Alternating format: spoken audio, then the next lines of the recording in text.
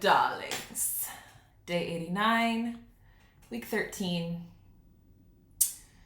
Today, I'm going to speak about something that is very present on my heart right now. So very on-brand diary, very diary style. It's important for me to continue speaking about things that light me up as they light me up, so that this project maintains integrity, first off, authenticity, second off, and inspiration for me, third and most importantly. Because if I am not inspired, I will not create. So the inspiration I gather during my days and during my journey with my devotion and my personal prayer work and my inner circle, and all of this is what is fueling this project.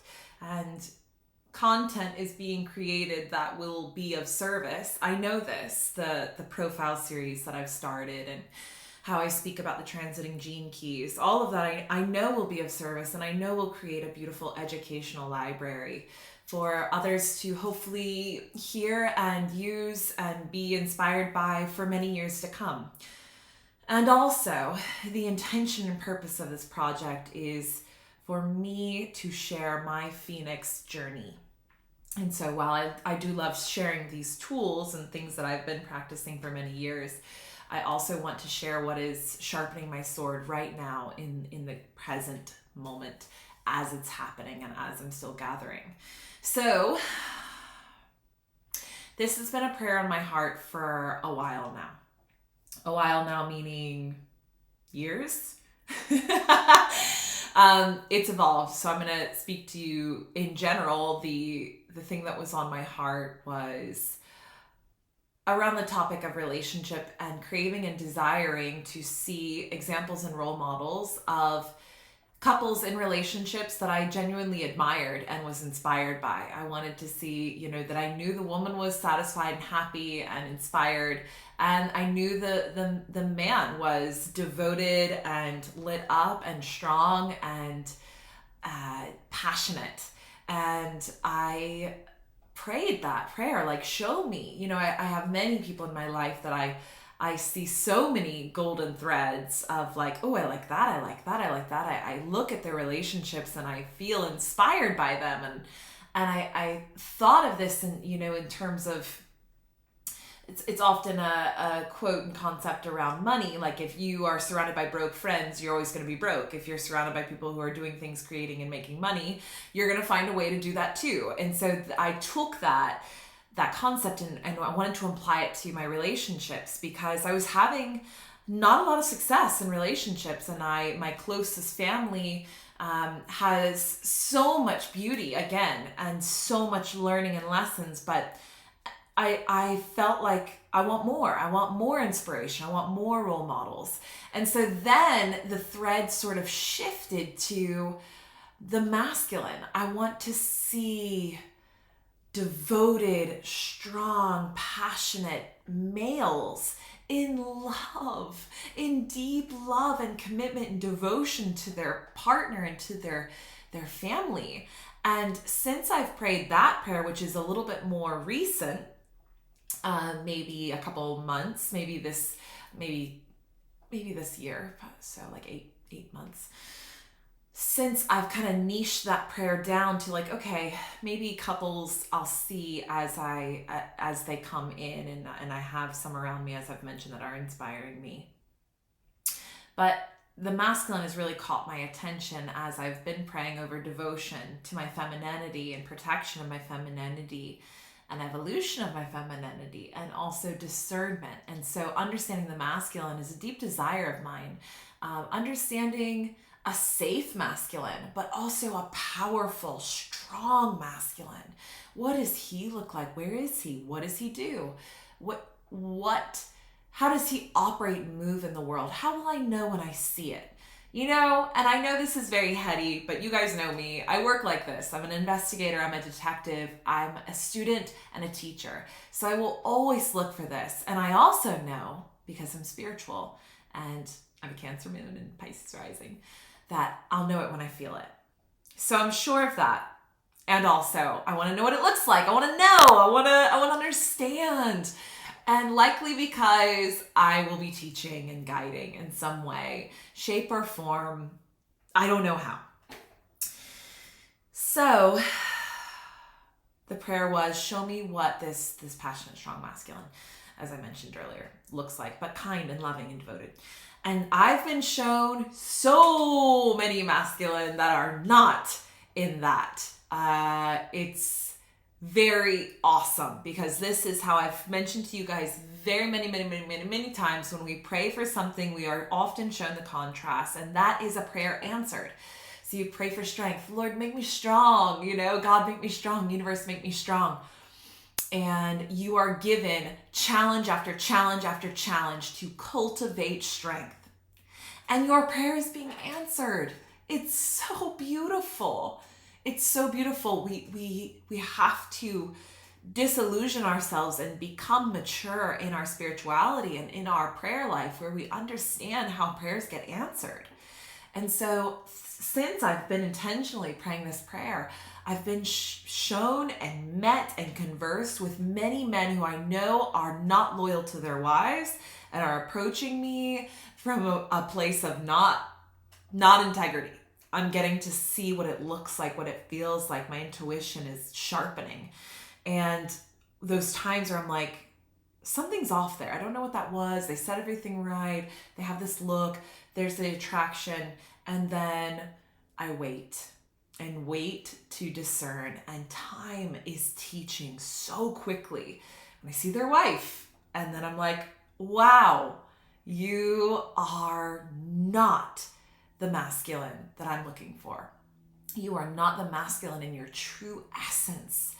You are hurt. You're searching for something that you won't find in all these women outside of your marriage.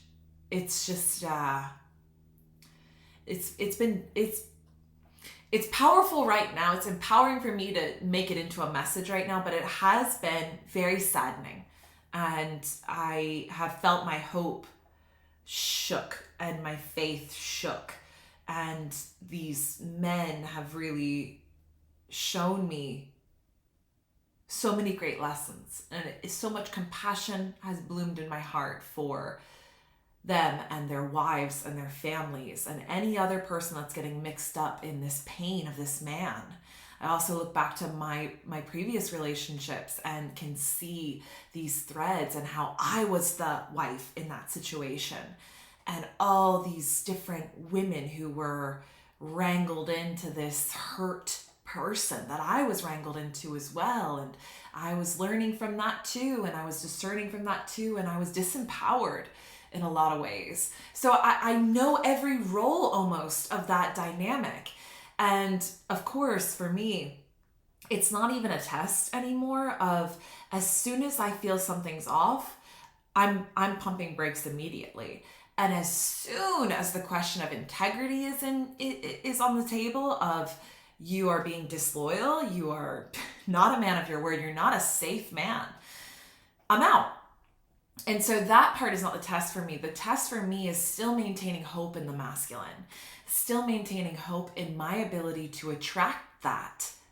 Because there's also that idea of, why am I attracting that? And I know it's because of my prayer that I've prayed. I know I'm getting lesson after lesson after lesson to discern, to continue to cultivate and understand. And so I've also found beautiful examples of masculinity. I recently went back down a wormhole. There is a Netflix series that, is it called Rodeo Time? Dale, hang on, let me pull it up. I'm going to be my own Joe Rogan assistant. You know the guy, Jamie, who is always helping Joe Rogan look stuff up when he's like missing a name. Okay, Dale Brisby is his name. And I'll tell you guys the thread because I think you'll enjoy this. Dale Brisby, Netflix series, is How to Be a Cowboy. Okay, so clearly, if you know anything about me, you know why I'm interested in this. I'm a cowgirl, and I really want to get into some barrel racing. And I love watching people work with animals. And I also really love the masculinity of the cowboy. I love that archetype. I love the roguishness. I love the wildness, the passion, the hard working, the just earthiness of it. And so I went down a wormhole with Dale Brisby. And he's a hilarious character. He prides himself on bringing people joy and making people laugh. The Netflix series, I don't even watch that much TV, which I hope that tells you anything. I devoured the series. Actually, I think there's only one season so far. I could be wrong about that, but they may do another. So he does a lot of content on YouTube, though. You can Google and find him. He rides Broncos, rodeo stuff, Texas cowboy. And then they're also cattle ranchers. So I've been watching all these different bull riders, and I've been in this thread and looking at Dale and looking at some of the people Dale surrounds himself with and looking at this brotherhood energy and just like a mad detective, like, what are these dynamics? What are the qualities of these people? Now, of course, I'm only being shown one side, and I'm aware of that. Like, I don't even think I have to say that to y'all.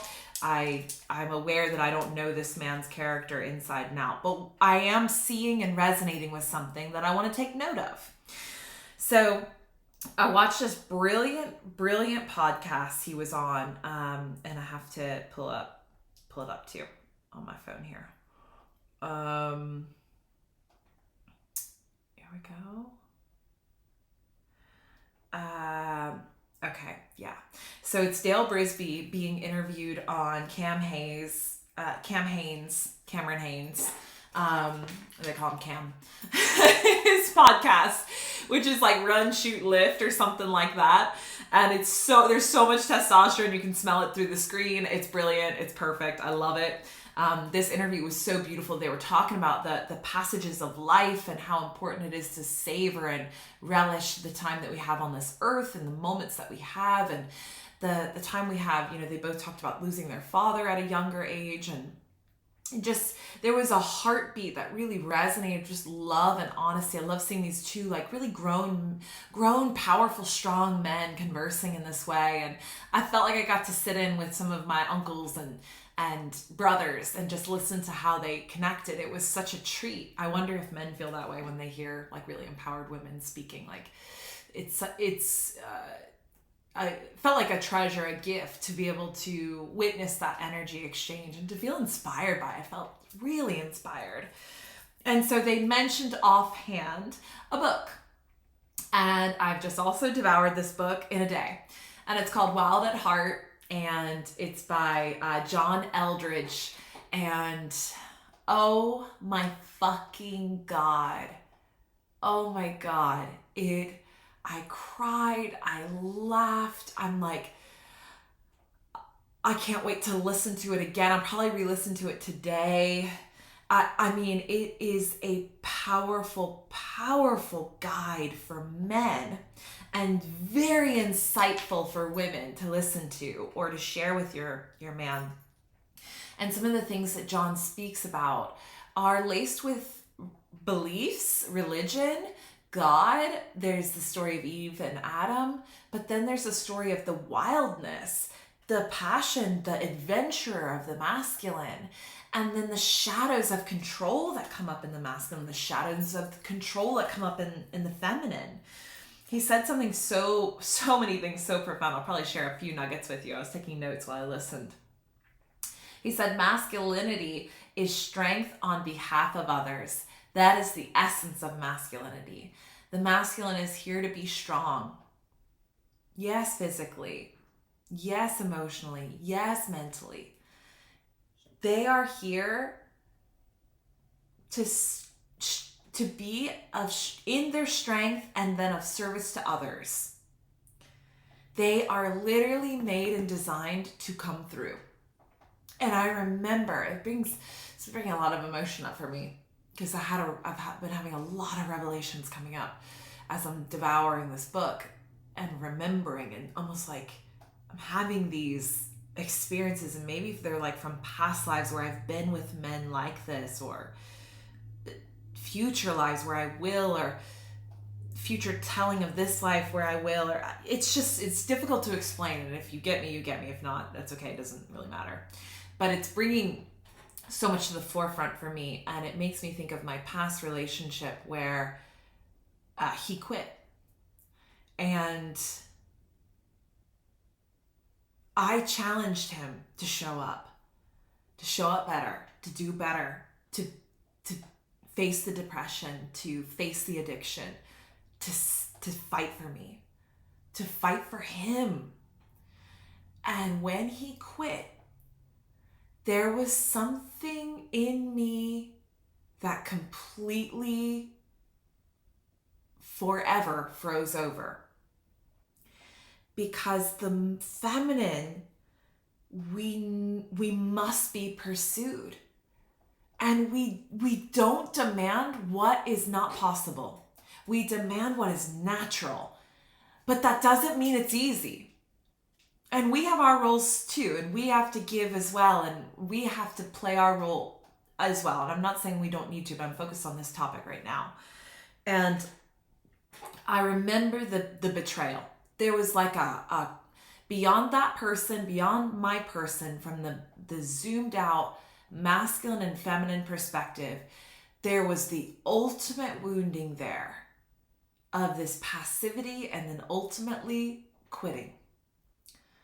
And my feminine essence knew, this is not the man for me. This is not a man I will ever be safe with. This is not a man that will ever be able to show up. This is not a man or a father of my children. This is not safe. That's what that codes in the woman's body.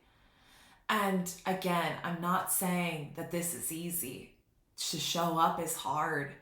And there's no one more than the feminine that feels that empathy. We're designed to be empathetic and caring and loving. And still, you have to show up. The masculine has to show up. You're designed to be strong. So for the masculine, it's about cultivating that strength. And a lot of times it is through physical efforting that sharpens their sort of strength. It gives them that confidence of capability in their physicality that will eventually transfer to emotional capability and anger regulation and intellectual dialogue. And that confidence can sometimes, potentially most easily be built that way. I don't know. It depends on the man.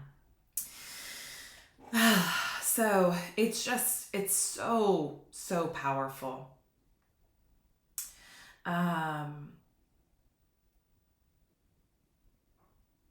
Let's see if I got another little. And I have this nugget too. A woman inspires a man through the beauty that she unveils, using all she has as a woman to arouse him to be a man. And this is our role. To not be nagging, to not be controlling, but to be inspiring. And there is that 50% the woman needs to do. But ultimately, a really strong woman will challenge a man, and she will say, I need more. I need you to show up more. You're capable. I know it. And then ultimately the male has to do his 50%, so it can be the full 100. It won't work if she does more. It won't work if she does less. I also wrote down this, and I'm excited. Him and his wife, Stacy, I think it's Stacy, they wrote a book, Captivating. And I can't wait to read that. I really want a physical copy, so I'm going to stop by the store and see if I can get it today. If not, I'll do the Audible. But women long to be desired, to be romanced, pursued, and fought for, to be irreplaceable. Do you see me? Are you captivated by me? And to unveil beauty. These are so... I remember when he said that, I had to pause the book and just weep of the resonance of it, of little me, and playing dress up with my cousin, and putting on all this stuff from my grandmother that she hadn't worn in forever, and it was shiny and sequins and fur and the little high heels, and feeling like I was a princess, like a queen, and coming down, and all I wanted was to be seen by my grandfather or my grandmother. I wanted them to see me, and I loved when my grandmother saw me, but when my grandfather saw me, something was different. It was like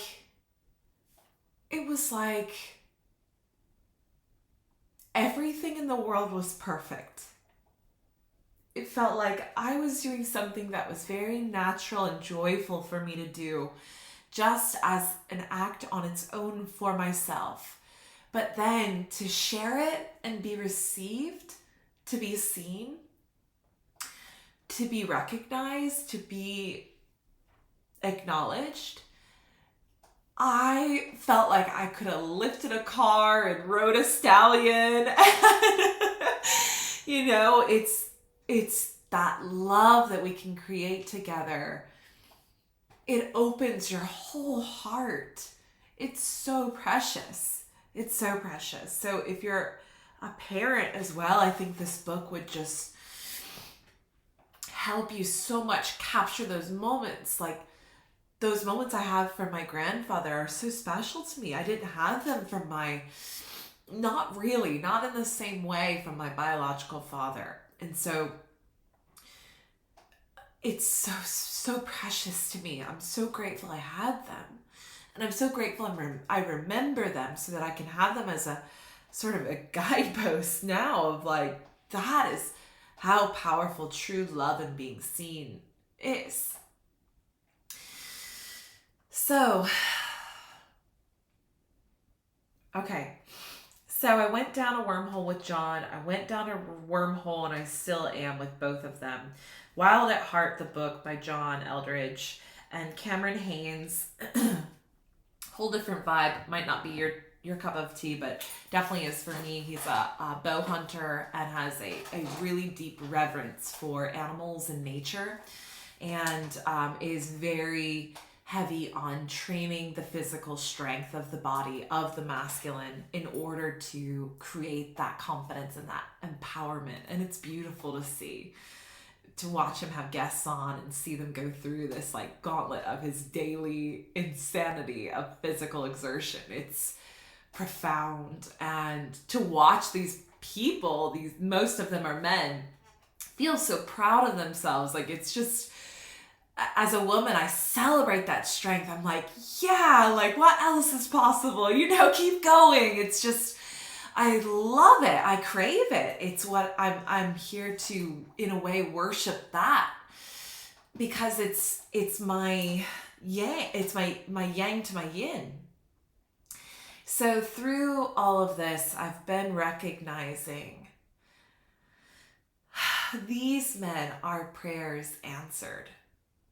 These are my prayers to see role models of masculinity, to feel what it would feel like to be in that presence, to understand the things that masculine energy needs. They don't need a mother. They don't need a little girl. They don't need a daughter. They need a goddess. They need a woman empowered in her purpose and passion, grounded and open in her heart, moving through all the wounding and allowing forgiveness to bloom so that she can truly meet the man that is in front of her, not just mask it with her wounding. And so it's in this very interesting way, and I'm maybe the only human in the world that works this way, it's inspired me to be better. It's inspired me to take a look at myself and reflect on a few things. And it's helping me cultivate desires and, reflect on what it is that I truly want and who I need to be to show up for that, who I want to be to show up for that. So I'll finish with this quote on that note of what I just mentioned. Devotion, as you know, that's my word. Devotion to your future husband starts now, before you've met him. Be a woman he'd be proud to call his.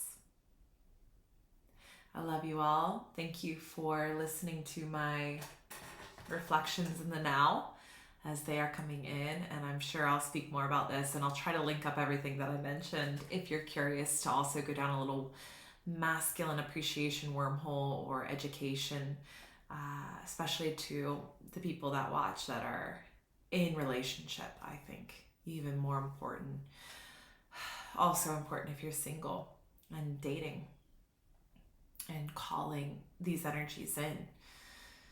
But the way he spoke about relationships was also very hope inspiring. And he speaks about his own journey with being tested, with feeling like he couldn't show up and feeling like he didn't want to show up anymore for his relationship, and how they moved through that trial together, him and his partner, was just, it was remarkable. And it really helped me understand that those seasons are very natural in a way, but also they don't have to be guaranteed. There are so many ways to maintain health in the relationship without getting to those big breaking points. But sometimes the darkness will come in and test you the same way it does us as individuals. The temptation, the stories, the blame, the regret, the shame, all of it. We all have our own core wounding. But, you know, like for mine, a lot of what has been coming up lately has been like separation. Like I'm better separated, I'm better alone. It's just easier that way. It's you know, I've got these particular things and ways that I am, and maybe I'd just be better off that way, and then just serving the world the way I do, and maybe in more ways I'll be able to if I maintain that. And when I said that, and when I say that, even now, as I'm just like phrasing it for y'all, it breaks my fucking heart, because it's betraying something I know is one of my deepest desires, but there's so much fear around. And so that's where our work is. And that's ultimately where the darkness can come in and leverage that in your weaker moments. And, you know, when I meet that person at the gym and then I find out they have a wife and beautiful young kids later on, a week later, and I feel that darkness come in and say, see, it's not safe out here. There aren't trustworthy people. You're better off separated. You're better off alone. That's when that darkness has power. And I have to really be ready and equipped to say, that's not my story though. That's not true. That's not my truth. And I have to remind myself that that person is hurting. That person was a lesson. That person's helping me hone my intuition. And that is a prayer answered. And that there is hope. And filling my cup up with these stories and these examples of powerful, devoted masculine, it's my protection against those dark moments. Okay, I feel like I was all over the place, but I hope this helps and serves you. It's such a pleasure and such a raw experience to share something that I am just now digging my teeth into, but it's extremely rewarding for me, and I hope you're able to extract something that is helpful for you as always.